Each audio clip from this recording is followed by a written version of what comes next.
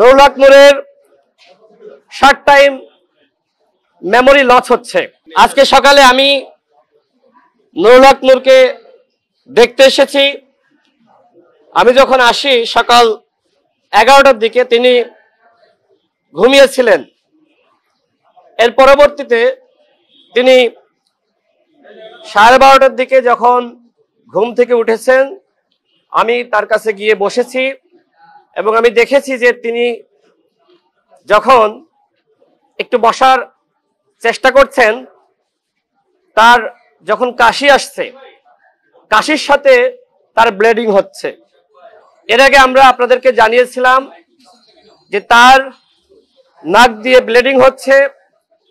এখনো পর্যন্ত নুরুল হক নূরের শারীরিক অবস্থার কোনো উন্নতি হয়নি। আজকে আমি তার যে বর্তমান অবস্থা সেটি আপনাদের মাঝে তুলে ধরছি। নুরুল হক নূরের শর্ট টাইম মেমোরি লস হচ্ছে। তিনি যখন কথা বলতে যাচ্ছেন কথা তিনি পুরোপুরি শেষ করতে পারছেন না, আবার কিছুটা তিনি অগুছালো ভাবে কথা বলছেন। এই জায়গা থেকে আমাদের কাছে মনে হচ্ছে যে তিনি আসলে শর্ট টাইম মেমোরি তিনি লস করছেন। যেমন তিনি 2 ঘন্টা আগেই ওষুধ খেয়েছেন, কিন্তু তিনি ভুলে যাচ্ছেন যে আসলে তিনি ওষুধ খেয়েছেন কিনা। এছাড়া তিনি যখন কথা বলছেন তখন কথার মধ্যেই অনেকটা ঘুমিয়ে পড়ছেন। যারা তার পর্যবেক্ষণে রয়েছে পরিবারের সদস্যরা এবং নার্স, তাদের সাথে কথা বলে আমি এমনটাই জানতে পেরেছি। এবং নুরুল হক নূর যখন ওয়াশরুমে যাচ্ছেন বা ঘুম থেকে উঠে তিনি নাস্তা করবেন, নাস্তা বলতে তাকে তো আসলে শক্ত খাবার খাওয়ানো যাচ্ছে না, তরল খাবার। তিনি নিজের পায়ের উপরে ভর দিয়ে দাঁড়াতে পারছেন না, অর্থাৎ তার নিজের দেহের উপরে নিজের ব্যালেন্স নাই।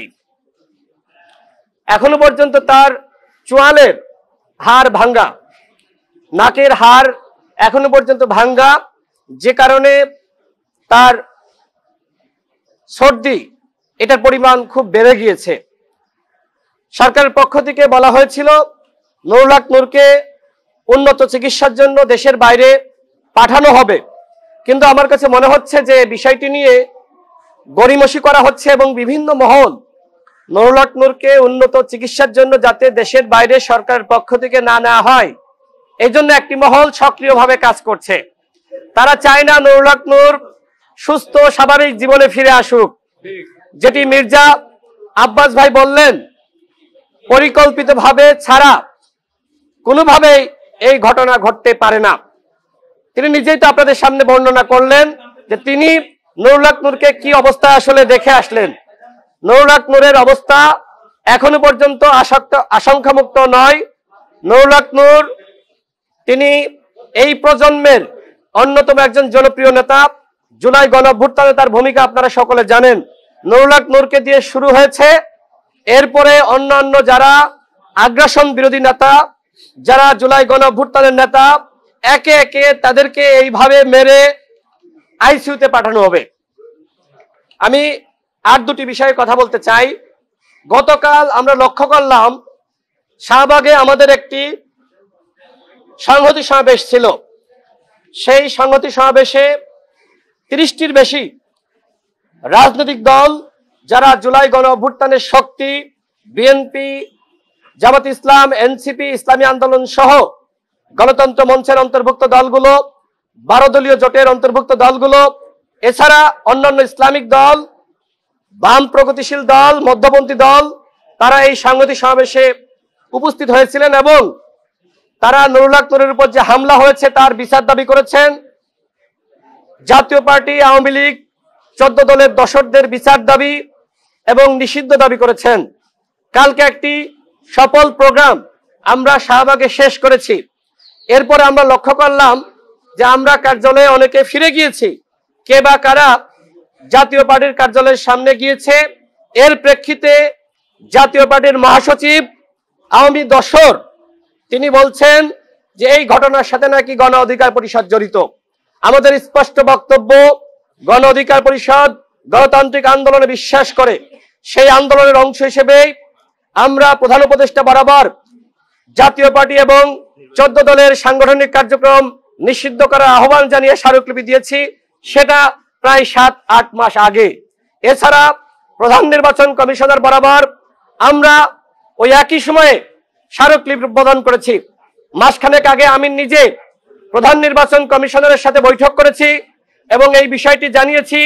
আওয়ামী লীগ যে অপরাধ করেছে, জাতীয় পার্টি 14 দল একই ধরনের অপরাধ করেছে।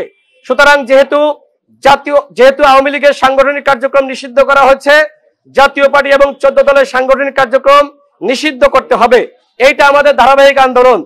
কিন্তু বলা হচ্ছে হঠাৎ করে নাকি আমরা এই আন্দোলন শুরু করেছি। আপনারা সাংবাদিক ভাইয়েরা, আপনারা সব সময় জাতির কাছে আপনারা সত্য এবং সঠিক নিউজ তুলে ধরেন।